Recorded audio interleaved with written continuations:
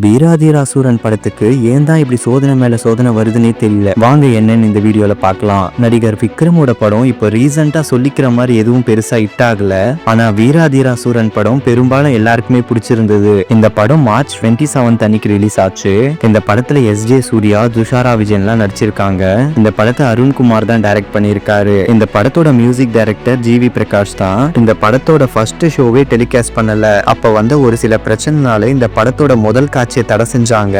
அப்புறம் problem solve ஆகி படத்தை ரிலீஸ் பண்ணாங்க. இந்த படத்தை பார்த்த மக்களுக்கு இந்த படம் ரொம்பவே பிடிச்சிருந்தது. இந்த படம் வேர்ல்டு வைடு 62 கோடியை கலெக்ட் பண்ணியிருக்கு.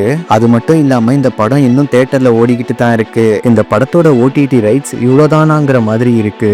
அமேசான் நிறுவனம் 25 கோடிக்கு இந்த படத்தை வாங்கியிருக்காங்களாம். ப்ரொடக்ஷன் சைட்ல இருந்து எதிர்பார்த்த வேலை வரலன்னு கவலையா இருக்காங்களாம். இந்த விஷயத்தை பத்தி உங்களோட கமெண்ட்டை எங்களோட ஷேர் பண்ணுங்க. இது போன்ற இன்ட்ரெஸ்டிங்கான தகவலுக்கு ஃபில்மி ஃபாக்ஸ் சேனலை மறக்காம சப்ஸ்கிரைப் பண்ணிடுங்க.